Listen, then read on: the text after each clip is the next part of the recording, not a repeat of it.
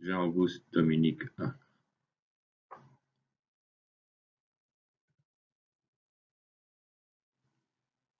Estamos perante uma dicotomia que marca a primeira metade do século XIX. Cada movimento com os seus paladinos, Ingres e Delacroix. Mas apesar dos românticos acabarem por vencer, Jean-Auguste Dominique Ingres domina a pintura francesa por mais de meio século. O artista de Montauban, que também foi um violinista de sucesso, cumpriu uma longa e profícua carreira de mais de 70 anos, que decorreram entre os anos de Napoleão I e os do Segundo Império de Napoleão III.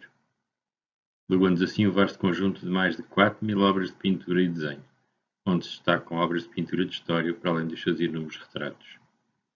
Foi sem dúvida um pintor extraordinário, por vezes difícil de definir dentro dos estilos do seu tempo, dada a originalidade do seu estilo. Aqui podemos ver ou observar um autorretrato de 1804, pintado quando tinha apenas 24 anos, e que é um perfeito exemplo das suas qualidades técnicas. Com apenas 11 anos começou a sua educação artística formal na Academia Royal de Pintura, Escultura e Arquitetura de Toulouse, perto de onde vivia, em Montauban. Aqui ele estudou com o escultor Jean-Pierre Vigan, o pintor paisagista Jean Briand e o pintor neoclássico Guillaume Joseph Roch, que aqui vemos na imagem. A veneração de Rafael por Roch foi uma influência decisiva sobre o jovem artista. Com apenas 16 anos, ganha o primeiro prémio de desenho e então parte para Paris. Em 1797, ingressa na Academia de Belas Artes de Paris e torna-se naquele que viria a ser o discípulo preferido de Jacques-Louis David.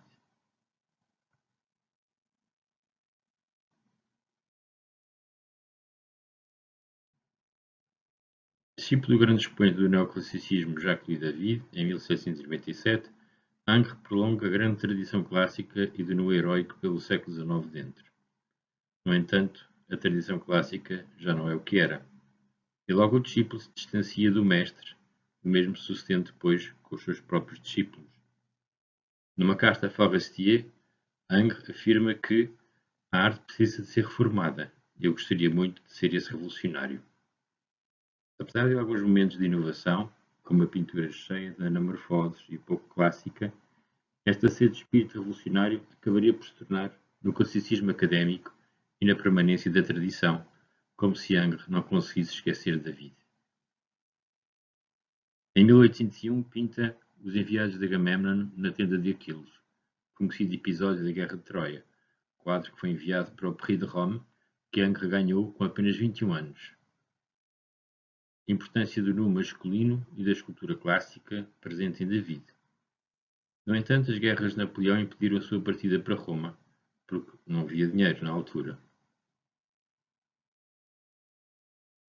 Enquanto Ingres esperava partir para Roma, o seu amigo Lorenzo Bartolini deu-lhe a conhecer as pinturas renascentistas italianas, particularmente as obras de Bronzino e de Pontormo, que Napoleão tinha trazido de volta da sua campanha na Itália e colocado no Louvre. Ingres assimilou a sua clareza e a monumentalidade em seu próprio estilo de retrato. No Louvre também havia obras-primas da arte flamenga, incluindo o retábulo de Gant, de Jan van Eyck, que o exército francês tinha apreendido durante a conquista da Flandres. A precisão da arte flamenga renascentista tornou-se parte do estilo de Ingres. O seu ecletismo estilístico representou uma nova tendência na arte. O Louvre, recentemente cheio de saque apreendido por Napoleão, proporcionou aos artistas franceses do início do século XIX uma oportunidade sem precedentes de estudar, comparar e copiar obras-primas da antiguidade e de toda a história da pintura europeia.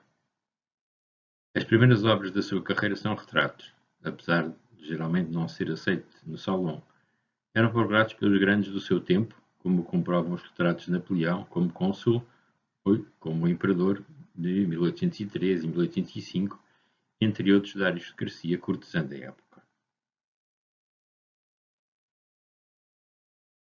O retrato de Mademoiselle Rivière, de Ingres e também dos pais da representada, forma uma espécie de tríptico.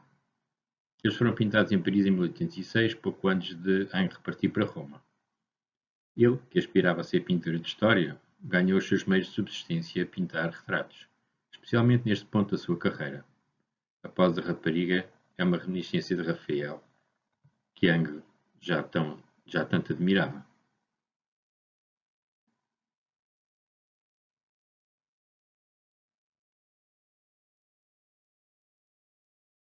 Em 1806, pinta o retrato de Napoleão I como imperador.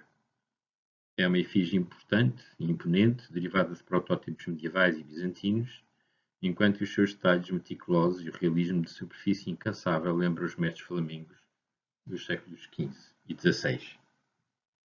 No salão, as suas pinturas, autorretratos, retratos da família Rivière e de Napoleão I, no seu trono imperial, receberam uma recepção muito fria. David preferiu um julgamento severo e os críticos foram hostis. Chaussard elogiou a delicadeza do pincel e do acabamento de Ingres, mas acabou por condenar o estilo como gótico. Isto deixou Ingres muito desgostoso.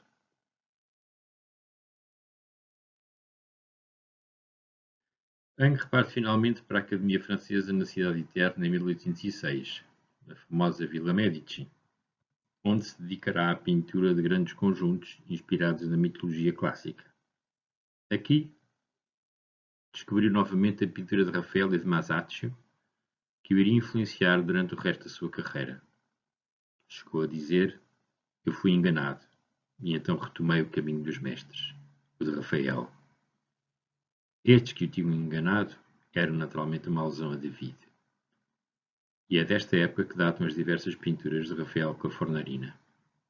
Esta estadia em Roma permitiu-lhe o patrocínio de burocratas e de administradores franceses que seguiram a ocupação da cidade em 1808.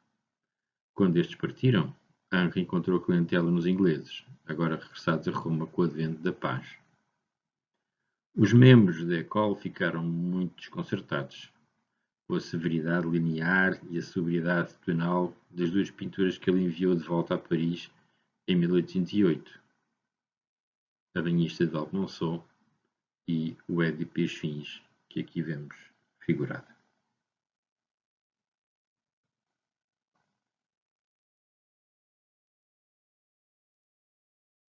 Ora, a Banhista de Almonceau é um quadro extraordinário de Ingres.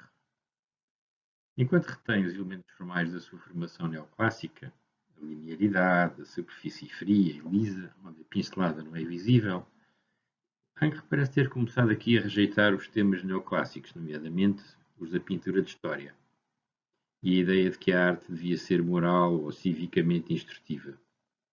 De facto, por volta de 1808, Ingres começa a caminhar pelos dois lados da divisão entre neoclássicos e românticos. Aqui, evidentemente, a importância do no feminino mais do que o no masculino defendido por David.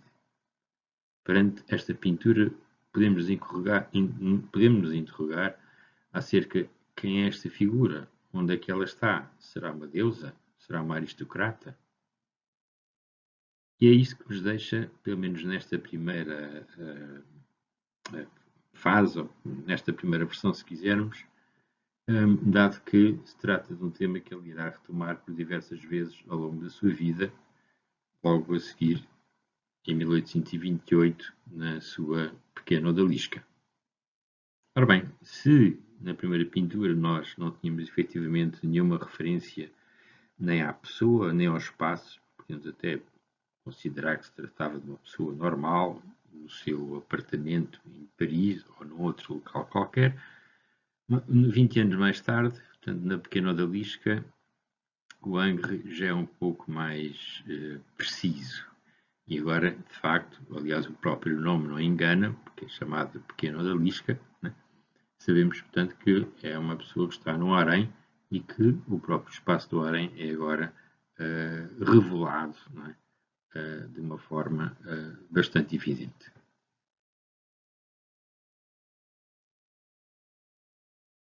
Quase 60 anos depois, Ingres retoma exatamente o mesmo tema no banho turco. Agora, claro, estamos perante uma situação bastante diferente. Estamos em 1862, portanto, já na segunda metade do século XIX. Portanto, obviamente que as circunstâncias sociais, culturais e políticas também são elas bastante diferentes. E aqui reparem que estamos num espaço muito mais povoado e onde existe uma clara alusão a um harém cheio de mulheres despidas, que obviamente está fora um pouco da realidade, em que aqui temos uma posição, portanto, aqui a figura já está sentada no chão e não sentada numa cama, como na primeira versão, e temos de facto já uma ostentação de sensualidade e de sexualidade que estava, obviamente, um pouco saída pelo menos da primeira e também um pouco da segunda versão. E trata-se também, como também sabemos, de um dos quadros mais inspiradores da arte ocidental, tendo sido copiado, inspirado e retomado por muitos outros artistas, não só do século XIX, como depois também do século XX, e tanto nas artes plásticas em geral, na pintura, como também na fotografia, dando origem a um dos ícones fotográficos mais conhecidos, do famoso fotógrafo Man Ray, como iremos ver.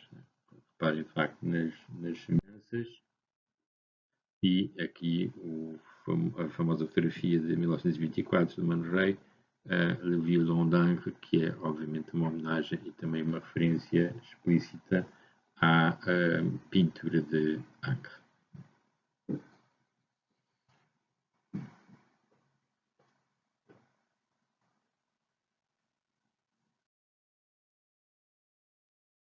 Em 1810 acaba a sua bolsa, no entanto, Ingres decide continuar em Roma. Ele é novamente muito criticado pela falta de modelagem convencional e também das suas distorções anatómicas, consideradas até ultrajantes por muitos críticos, né, que caracterizavam as suas figuras, como se evidencia aqui no seu Júpiter e Tétis. O trabalho culminante dos anos de estudante de Ingres em Roma está aqui bastante patente. Reparem-se na figura distorcida de Tétis, né? E que nos faz imediatamente lembrar a obra que nós já vimos anteriormente de David, Marte e Vênus, né? Em que, como sabemos, a figura de Vênus terá sido efetivamente pintada já por Ingres.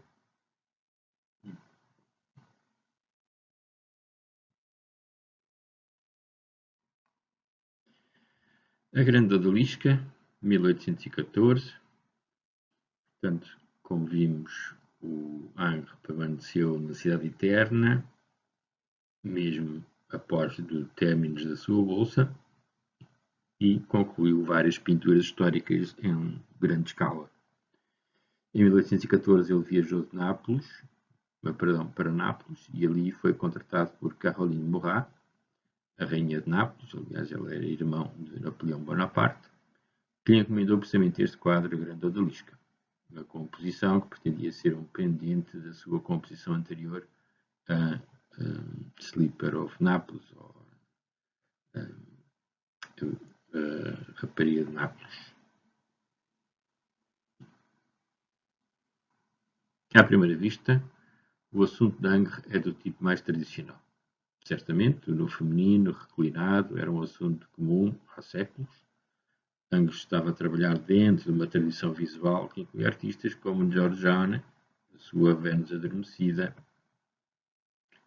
a Vênus do Urbino, de Tiziano, ou mesmo de Velázquez, a famosa Vênus ao Espelho.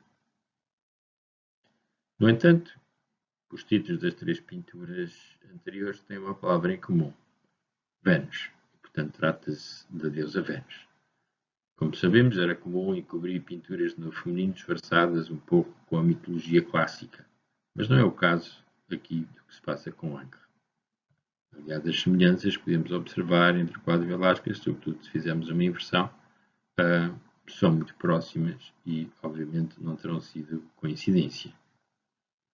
Exibida no Salão de 1819, a pintura provocou uma enorme indignação por parte da crítica, que ridicularizaram a sua modelagem radicalmente atenuada, bem como, mais uma vez, as distorções anatómicas habituais de Ingres no feminino. No entanto, a obra teve um grande sucesso entre o público em geral e chegou mesmo a ser gravada, portanto, numa gravura que acabou por circular um pouco por toda a parte. Outro aspecto que é importante termos aqui a reter, e que já vinha, obviamente, da banhista de Valpenson, é este seu interesse por estes ambientes orientais. Claro que quando falamos aqui de orientais, nesta época, quando falamos de orientais, não nos referimos, obviamente, ao Extremo Oriente, mas fundamentalmente ao Médio Oriente e até ao Norte da África. Estes ambientes deram origem àquilo que se virá a designar como orientalismo e, como iremos abordar mais tarde, será uma das características mais marcantes do romantismo. Para termos uma ideia da distinção entre aquilo que é esta nova vertente da pintura do Ingres com a de David, portanto, David, como sabemos, ainda era vivo nesta altura,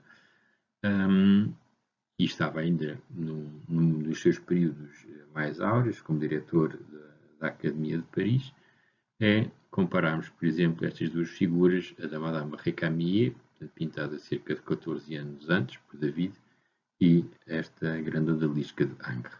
Apesar das semelhanças, portanto, como podemos ver, semelhanças obviamente formais, estamos obviamente perante dois universos completamente diferentes.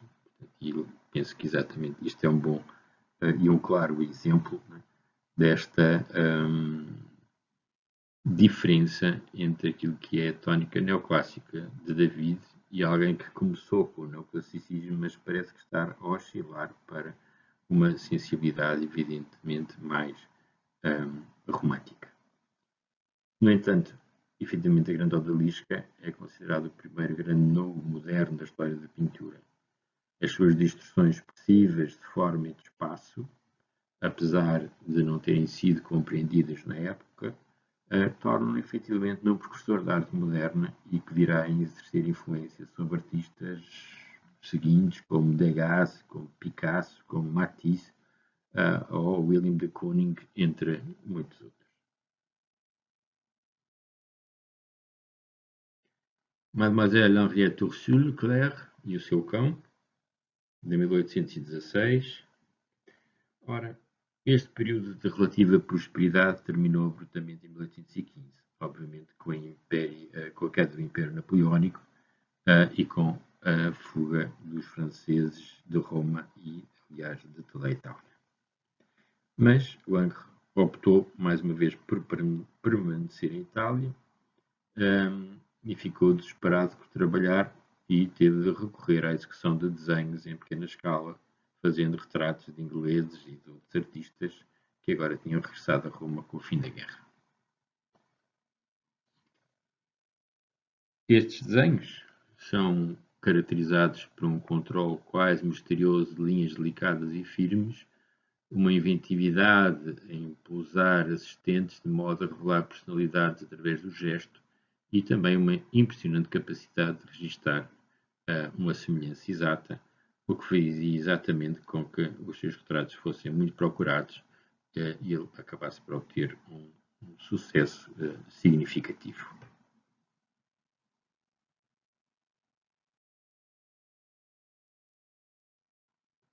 Em 1824, Ingres decide finalmente regressar a Paris, onde irá expor no Salão uma pintura de história representando o voto de Luís XIII. Nessa mesma exposição, curiosamente, o movimento romântico marcava passo com a tela do Massacre de Chios, de Delacroix. O artista, que se tinha mudado de Roma para Florença em 1820, adota agora um estilo de classicismo mais convencional.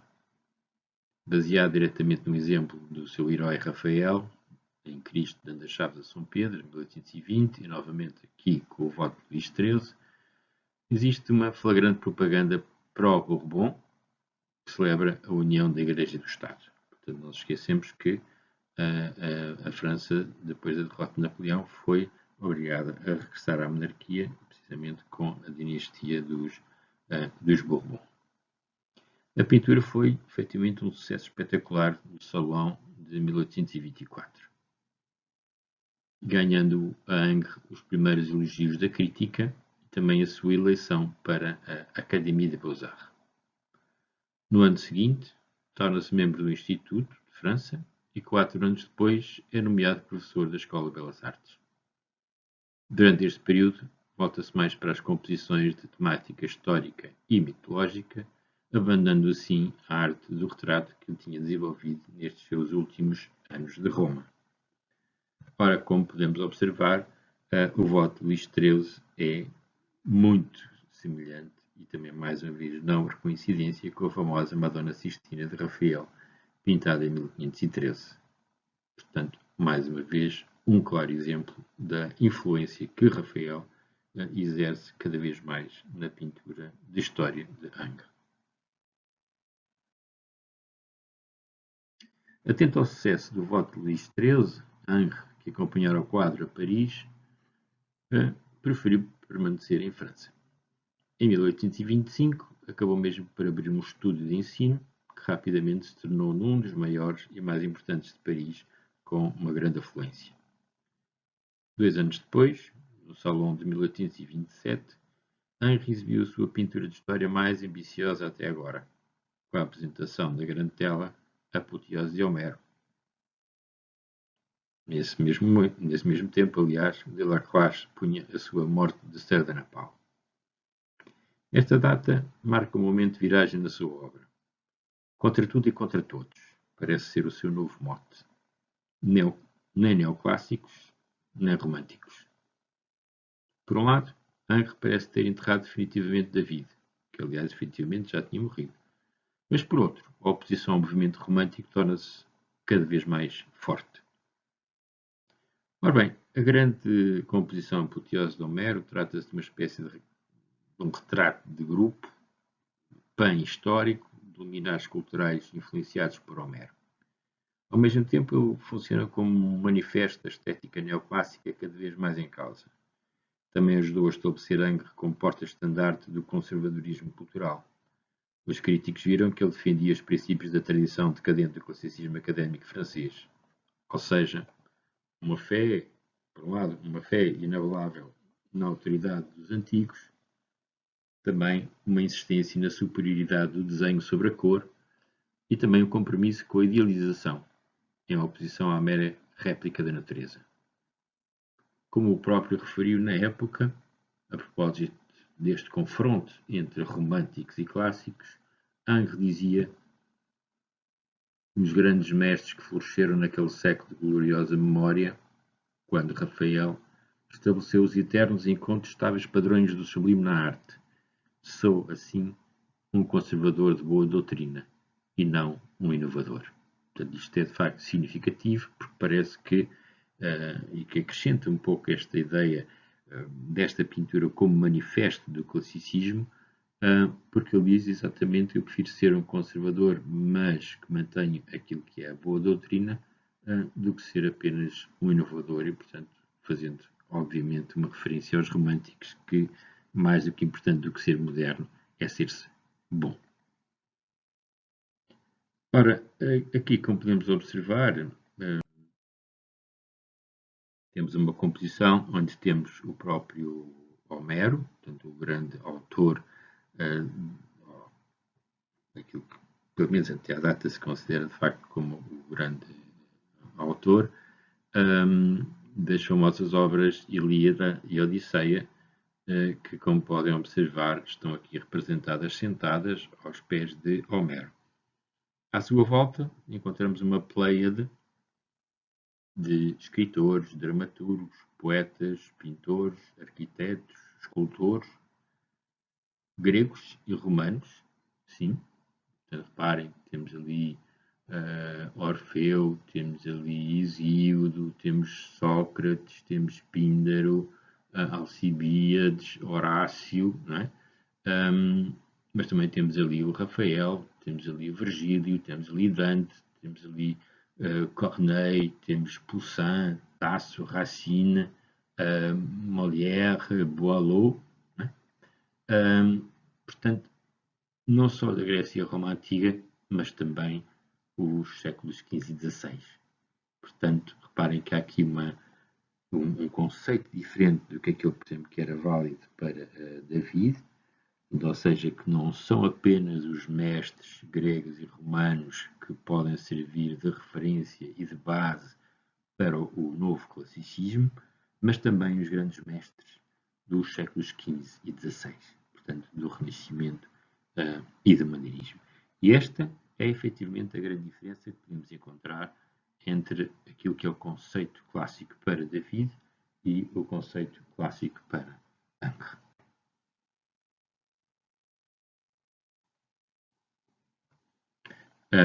Aqui temos, como podem ver, um desenho preparatório. Portanto, como sabemos, esta tela não era uma tela normal de pendurar na parede, portanto, era um projeto para o teto do Museu Carlos X no Louvre, portanto, em Paris, e portanto que viria a ser exatamente colocada nesse mesmo teto. Né? Aqui podemos ver, como dizia, um desenho preparatório. Reparem que há algumas ligeiras diferenças. A arquitetónica um pouco mais simples, né? Mas também vemos um número muito maior de figuras. Né?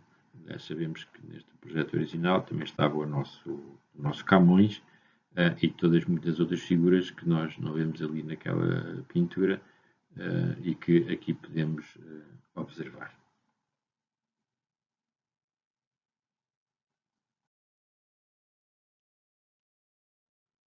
Em 1832, Ingres pinta o célebre retrato de Monsieur Bertin. É um retrato da tenacidade da recém-empoderada classe média.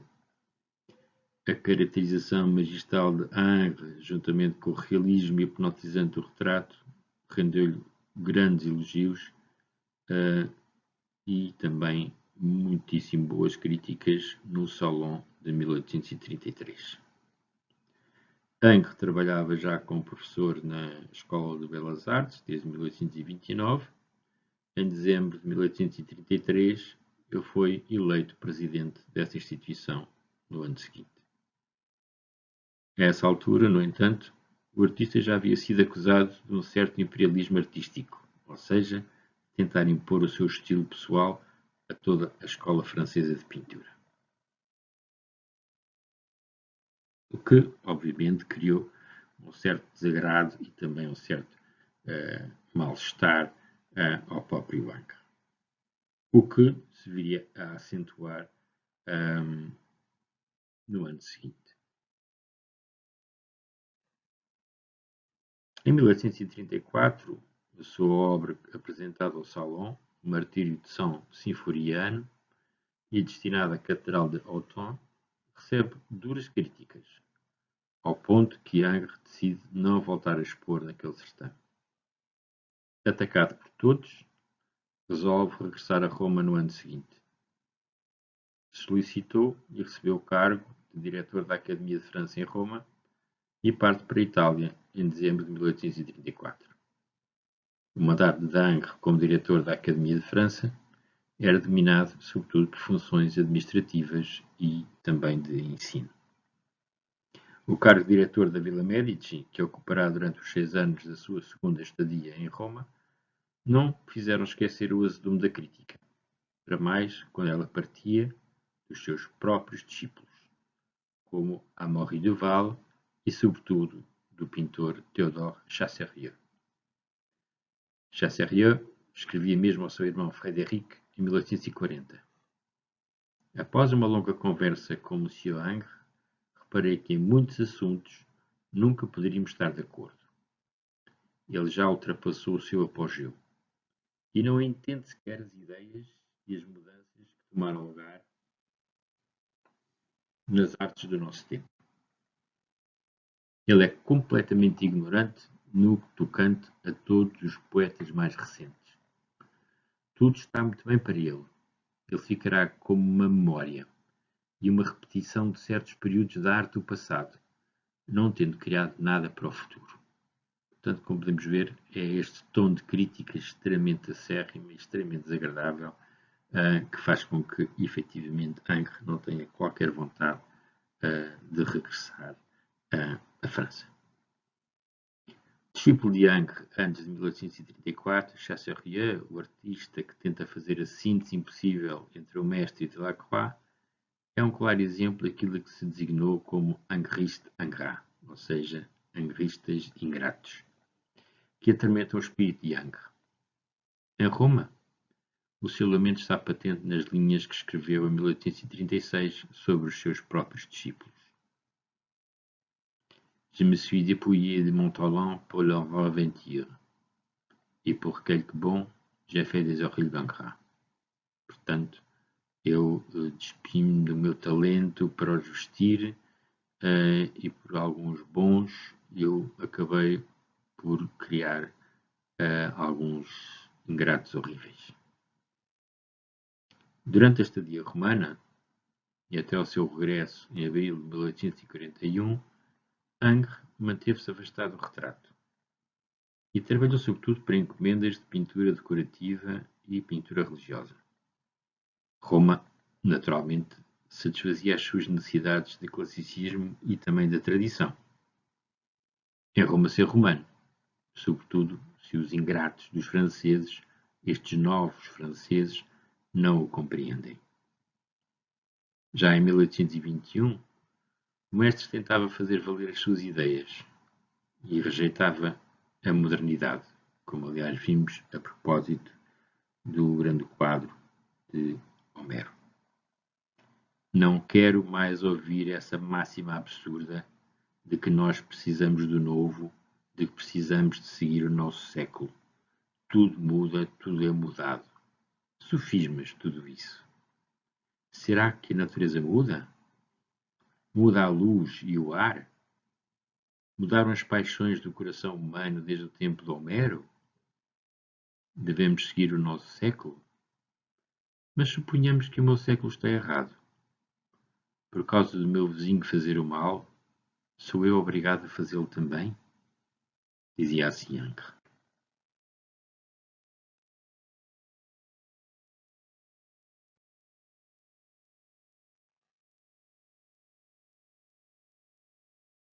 Durante os 6 anos em que Angre permaneceu em Roma, durante a sua segunda estadia, ele completou apenas 3 telas principais. A chamada Virgem com Anfitrião, em 1841, Odalisca com o Escravo, em 1840, e Antíoco e Stratonice, de 1840 também. A exibição desta última pintura virou a maré crítica a favor de Angre mais uma vez. Encorajado por esse grande sucesso, em 1841 Angre retornou triunfante a Paris. Foi recebido, jantou com o rei e foi publicamente festejado num grande banquete com a presença de mais de 400 dignatários políticos e culturais. Era o triunfo de Angre.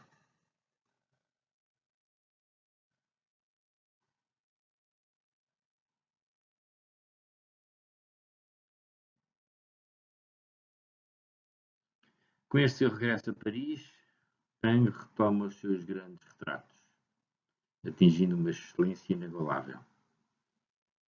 Se em Roma ser romano, em França ser francês. Mais distante das grandes composições clássicas, a arte do retrato obtinha mais facilmente a aceitação da sociedade e do gosto artístico da sua época.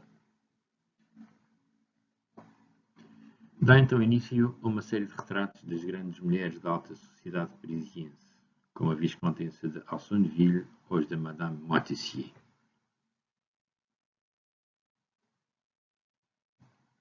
Reparem, de facto, nas enormes capacidades técnicas e também aquilo que nós já tínhamos, no fundo, presenciado cerca de meio século antes no retrato de Napoleão I, que era a capacidade excepcional que Angre tinha de representar as texturas. Ao observarmos as pinturas de Angre, nós percebemos imediatamente a diferença dos tecidos e das diferentes texturas, o que é cetim, o que é veludo, não é? Como aliás pode observar bem neste retrato. Aqui temos o outro exemplo, o retrato da princesa Paulina Eleonore de Broglie, de 1853. Em meados da década de 1840, Ingres era de facto o retratista da sociedade mais procurado em Paris. Ingres era particularmente hábil em capturar a graça e o esplendor, bem como a pura ostentação da elite feminina. Portanto, mais uma vez, esta tónica muito constante que é o universo feminino. Entre os seus assistentes mais notáveis estavam a Comtesse d'Ossonville, a Baronesa de Rothschild e a Princesa de Broglie, bem como a Madame Montessier, a renomada beleza que, aliás, pintou por 2 vezes. Esta clareza e precisão minuciosa dos detalhes levou a que alguns dissessem que o Ingres pintava a linha. Né? Portanto, reparem efetivamente neste pormenor fantástico, né? Não só do tecido, portanto, provavelmente um vestido de seda ou de cetim, né? Com as rendas, portanto, reparem que todo aquele minucioso trabalho das rendas que parecem de facto pintadas linha a linha, né? Assim como também a atenção dada às joias, né? Portanto, aquelas pulseiras de pérolas e o anel e a pulseira, portanto, tudo de facto com um detalhe extremo, né? Assim como também reparem nas próprias costas do sofá em que ela se apoia, tanto que parece quase de um realismo fotográfico. Portanto, neste aspecto desaparecem um pouco aquelas distorções anatómicas e de anamorfoses que caracterizaram a pintura de Ingres inicial.